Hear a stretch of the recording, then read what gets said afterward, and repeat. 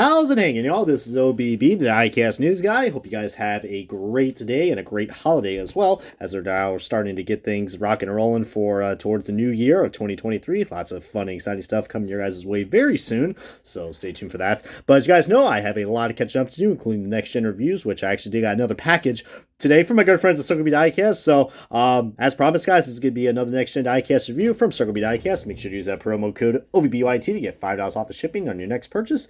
And today is going to be on Kurt Busch's 2022 Air Jordan Toyota Camry for 2311 Racing, but this is no ordinary car. I mean, yeah, it is pretty cool. We got ourselves a Michael Jordan, diecast with the Jordan branding, but this is pretty important because you guys know that yeah, Kurt Busch no longer running full time next year, and he's somewhat retiring due to his concussion injuries that he had at the Pocono practice session.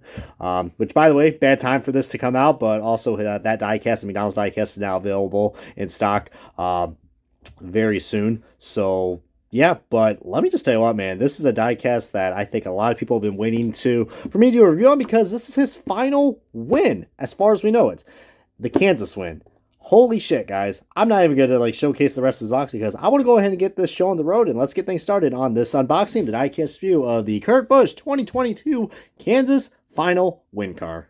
And alrighty, guys, we got this diecast salvage box, and man, let me tell you what, guys, this is such a unique paint scheme that I think a lot of people are really going to enjoy. Now, as you guys know, I mean, I'm pretty used to the number placement, guys, but what 2311 Racing and, the Air Jordan brand were able to recreate. I mean, first of all, guys, this is the first ever officially licensed NASCAR diecast that we got produced for, the Air Jordan for Michael Jordan. And because if you guys remember, they did used to sponsor Denny Hamlin back in the KBM days and the trucks. Remember that truck that he used to race at Martinsville? It's like blue and white. It was like blue, white, and black. But I believe this is supposed to represent the black cement shoe that I think, as you guys know, the man himself, the jump man, Michael Jordan, I think he ran, he ran. I mean, nice pun right there. I know it's a shoe, idiot. Hey, as long as the shoe fits. But I really like how they kind of came up with this paint scheme. I mean, it's not like an exact replica, but I think it's supposed to be inspired by the black cement. I mean, because, heck, that's such an iconic look for, the Air Jordans. I mean, I've never owned a pair of Air Jordans, but they are owned by Nike. So, and I've had Nikes before. I'm more of a Puma guy, but, they got some nice shoes. But I'm not one of those people that likes to, go crazy on shoes and spend $200+ or so. I've been there before. I almost bought some Buffalo Bills shoes that were Nikes that look really nice. But, I'm like, there's a lot of nice things I can get for that kind of money. So, at the end of the day, it's shoes. They're going to get trashed, but that's my opinion. But speaking of getting trashed, guys, this thing is, as you guys can tell, it is a race win. So, I mean, my God, I mean, I know I do have, this is a, 164 scale diecast, but if you have the 124 scale version of this car, guys, this thing has so much detail to it, it's not even funny. But as you can see, we got the carbon fiber splitter right there, and you see the Jumpman right there, pretty iconic logo right there. I just love the red that they were able to show off on this car, guys. I mean, if it wasn't for the red, I think this car wouldn't be as pronounced as it is, but heck, I love my red, though. To see those hood pins are still right there on, I don't know what that's for, I guess, for something to do with the hood, maybe, I guess, to, I don't know, lift up the hood or something like that. So, I mean, I don't know. I'm not a NASCAR technician. But, you see the little air vents right there. It actually looks pretty cool. You get a nice little view of that and the roof flaps. But you can see right there just so much dirt and grime and debris that's on this car, guys. And you can see right there just, this thing is quite dirty. Quite dirty indeed, guys. And I was very, very happy that Kurt Busch got this win, guys. That was a very popular win. I think he took the win away from Kyle Larson, if I'm not mistaken. Which, I mean, don't get me wrong, I love Kyle Larson, but my God, guys, when Kurt Busch was able to pull that off, I was like, my Lord.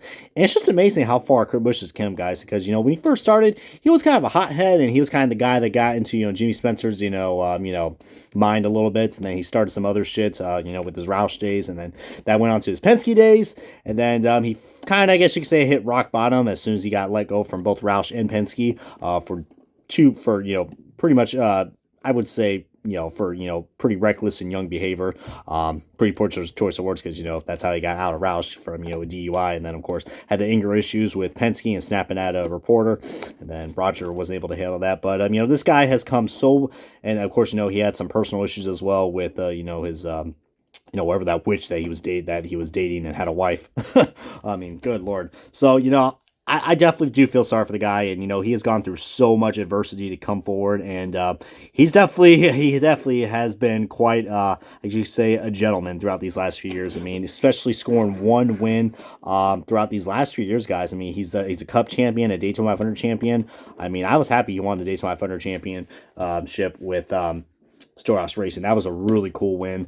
Of course, that's the one with the grass on it, but this was a pretty special win as well.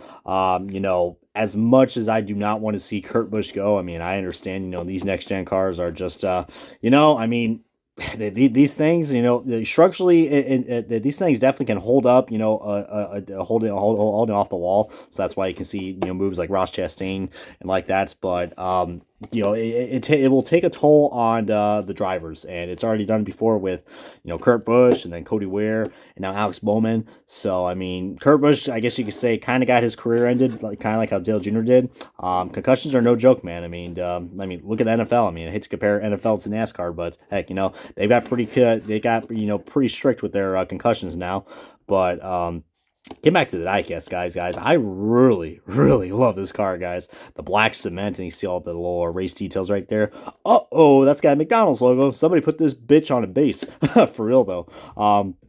But dude, this is so cool, guys, and kind of the same thing with the Kyle Busch race win. You see right there, there's some little marks right there on the side skirts, which looks really cool, guys. I mean, this black, but you guys can see right here, it kind of looks like this black has like a metallic finish, but I don't think that's the case. It's just because this car is just, I don't know, it kind of looks like it does have a metallic finish. I don't know, I thought that was actually just all the dirt and grime that's on this car, but looking at it, guys, all this black right here has that kind of a finish, which, if that's the case, that's pretty cool, but, I mean, hey, we're going to say that. I mean, that is pretty interesting. I didn't realize there's a 7-Eleven logo right there. And of course, it's supposed to be another M right here from Monster, but you know how Monster is. But I really do love how they did a good job with this paint team, guys. And see the carbon fiber spoiler on the back. I almost said spoiler. Goodness gracious, Brian. Nothing out there, which I'm assuming that's supposed to be the Monster logo, but you see the two Jumpman logos right there. And this side should be the same as the other side. But yeah, I mean, it definitely has been an interesting career for Kurt Busch. But let me tell you what, guys, I'm hoping he can come back part-time after, he makes some recoveries. But, it's a shame, because I definitely think this guy could have been a good threat for the playoffs. I mean, clearly this 45 car has some speed, because not only, Kurt Busch won at Kansas, but his teammate, who eventually went to the 45 car because they were trying to go for owner's points. That's the main reason why they switched the numbers. So I'm looking forward to get that die cast produced in the 164 scale, probably sometime around like mid next year. But heck, I think this is actually one of the best selling die casts. I think this is actually probably the first or the second best race win diecast that we got. I think it's also on Lionel Racing's top 2 diecast, I think, to get for the race win diecast. So definitely is, considering this is Kurt Busch's I guess you could say final win. So I would definitely recommend going ahead and picking this up, as I'm showing you guys some more detailed reviews, because I know you guys like to see the little details, because that's the whole point of these videos. Or you just want me to go ramble on and just say whatever's on top of my mind. So appreciate you guys' continued support on these diecast reviews, as this is going to wrap it up right here. So come on, subscribe. This has been OBB. Catch you guys next time on another next gen review, and jump up, everybody.